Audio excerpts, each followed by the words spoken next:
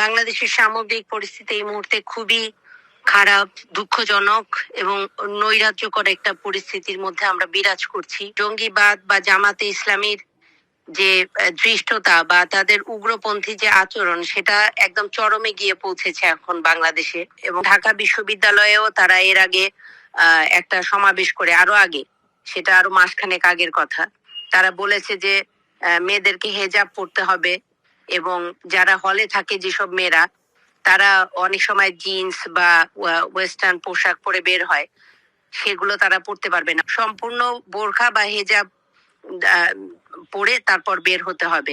এটা তারা জারি করার চেষ্টা করেছে ওই ঢাকা বিশ্ববিদ্যালয়ে। তারা মানে ইনডোর সমাবেশ করে, ইনডোর মিটিং করে, এবং সেখানে ভিসিও উপস্থিত ছিলেন, কিন্তু তিনি তাদের সাথে কোনো বাক বিতণ্ডায় জড়াননি। এই ঘটনাটা 1 মাস আগের কথা। এবং যেটা গোপালগঞ্জে বাজারে যে তারা প্রচারণা চালিয়েছেন যে নারীরা বাজারে আসতে পারবে না। একই সাথে সাংস্কৃতিক যারা কর্মী আছি আমরা, তারা এর আগে বাউল সম্রাট আব্দুল করিমের এলাকা সুনামগঞ্জে প্রায় 1.5 মাস আগে তারা যে ওখানে গোল হয়ে বসে ফতোয়া জারি করেছে এবং তারা সেটা সোশ্যাল মিডিয়ায় ভাইরাল করেছে যে গান বাজনা বা কোনো সংস্কৃতি চর্চা এই বাংলাদেশে হবে না। কিভাবে মৌলবাদীদের হাতে চলে যাচ্ছে বাংলাদেশ, নিশ্চয়ই আপনারা শুনতে পেলেন যে মহিলাদের ওপর কিভাবে ফতোয়া জারি করা হয়েছে। শুধু তাই নয়, সংস্কৃতি, যে সংস্কৃতির জন্য বাংলাদেশের ভাবমূর্তি উজ্জ্বল গোটা বিশ্বের কাছে, সেই সংস্কৃতির আজকে এই অবনমন, এমন কথাই তো তুলে ধরলেন বাংলাদেশের সঙ্গীত শিল্পী। আর বাংলাদেশ এইভাবে কট্টরপন্থীদের হাতে চলে যাওয়ায় দেখতেই পাচ্ছেন যেভাবে মন্দিরের ওপর হামলার ঘটনা ঘটছে, যেভাবে রাধা কৃষ্ণর মূর্তি ভাঙচুর করা হয়েছে, আগুন ধরিয়ে দেওয়া হয়েছে, একের পর এক এইভাবেই তাণ্ডবের ঘটনা ঘটে চলেছে বাংলাদেশে। অর্থাৎ বাংলাদেশে বিদ্বেষের বিষবৃক্ষ এভাবেই ডালপালা ছড়িয়েছে।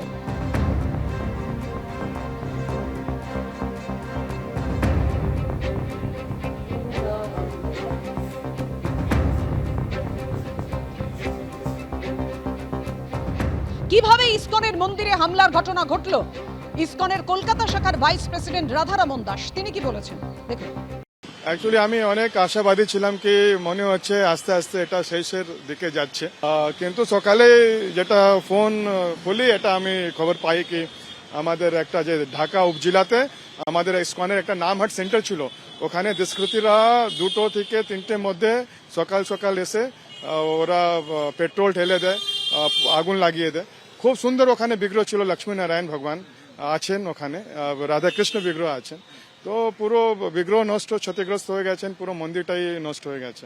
মেসেঞ্জারকে যদি কিল করে দেন তাহলে আমরা আর কি বলবো, কিলিং, এটা তো ইংলিশে প্রভাব আছে, আছে। তো আমার কিছু বলার, আমি তো কি বলবো, আমার মনে হচ্ছে কি আর ফোন বন্ধ করে হিমালয়তে চলে যায়। এই মুহূর্তে ইসকনে বাংলাদেশে যারা রয়েছেন, মহারাজ বা সন্ন্যাসী আপনাদের মতন, তারা কতটা দুশ্চিন্তার মধ্যে রয়েছেন, তারা কতটা আতঙ্কের মধ্যে রয়েছেন? অনেক আতঙ্কতে রয়েছেন ওখানকার। অলদো আমাদের যে শীর্ষ নেতৃত্ব আছেন ওরা গভর্নমেন্টের সঙ্গে যোগাযোগ করছে, আর গভর্নমেন্টও বলছে কি আমরা ব্যবস্থা নেব, আর ওরা নিয়েওছে। মতলব আমাদের বড় বড় যে মন্দির আছে ওখানে পুলিশ আর্মি মোতায়েন করা হয়েছে। কিন্তু পুরো বাংলাদেশে যত পর্যন্ত এরকম যে ছোট সেন্টার যারা গ্রামের দিকে আছে, অন্য দিকে আছে, ওখানে যদি শান্তি না হয় তাহলে কি হবে।